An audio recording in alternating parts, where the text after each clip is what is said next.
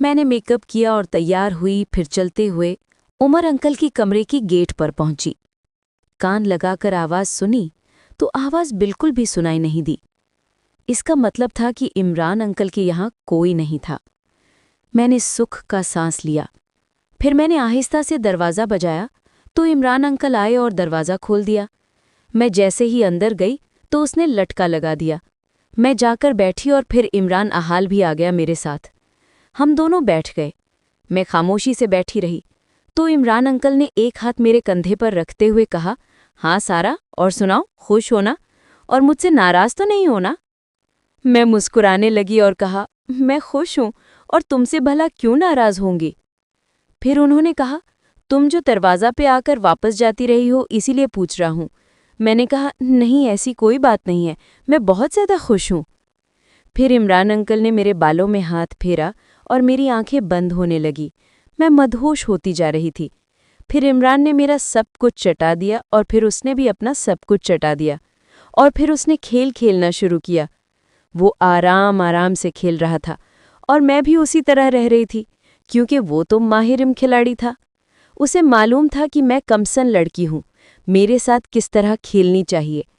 میری آنکھیں بند تھیں اور میں محسوس کر رہی تھی جیسے جنت کی سیر کر رہی ہوں، اور واقعی مجھے احساس ہو گیا تھا کہ دانیال سے کہیں زیادہ طاقتور ہے عمران، کیونکہ وہی تو 30 سال کا تھا، اور تم سوچ کر اندازہ لگا لو کہ ایک 30 سال کا بندہ کیسا تجربے کار اور کتنا سمجھدار ہوتا ہے۔ اسے ہر طریقہ معلوم ہوتا ہے جس سے خواتین یا لڑکیوں کو تسکین ملتی ہے، اور عمران بھی میرے ساتھ یہی کر رہا تھا۔ لیکن وہ لگا ہوا تھا، حالانکہ میرا کام ہو گیا تھا، مگر وہ جوش میں تھا۔ میری حالت زبر ہوتی جا رہی تھی، مگر عمران مجھ پر بالکل رحم نہیں کھا رہا تھا، اور آخرکار عمران کا کام بھی تمام ہو گیا، اور پھر وہ بھی لیٹ گیا اور میں بھی لیٹی نہیں۔ عمران مجھ سے کہنے لگا، سارا بتاؤ تمہیں کیسا لگا؟ میں نے کہا، مجھے تو الفاظ نہیں مل رہے کہ کس طرح میں آپ کا شکریہ ادا کروں کہ آپ نے مجھے اتنا سکون پہنچایا۔ واقعی میں دانیال تو کچھ بھی نہ تھا، وہ تو ایک درخت کے پتے کی طرح تھا، اور تم تو کوئی 120 سال پرانا درخت جیسا لگ رہے ہو۔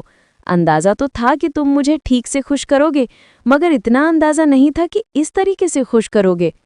عمران کہنے لگا کہ سارا، میرے 3 بچے ہیں اور میری بیوی بھی ہے۔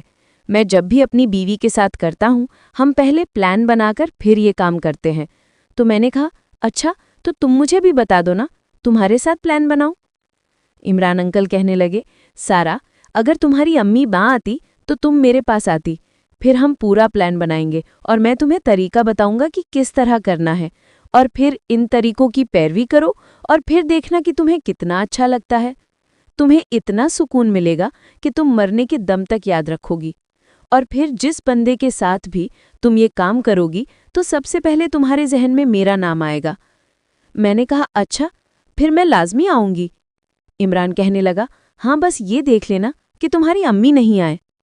میں نے کہا، ہاں ہاں میں امی کو دیکھ لوں گی، امی نہیں آئیں گی۔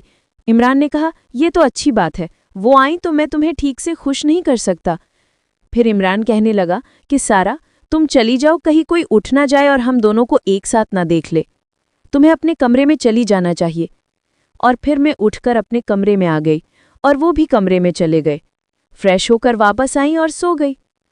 اٹھی تو ابو بھی ڈریسنگ روم میں بیٹھے ہوئے تھے، چائے پی رہے تھے۔ میں بھی ان کے ساتھ بیٹھ کر چائے پینے لگی۔ پھر میں ابو کے ساتھ حال چال پوچھنے لگی۔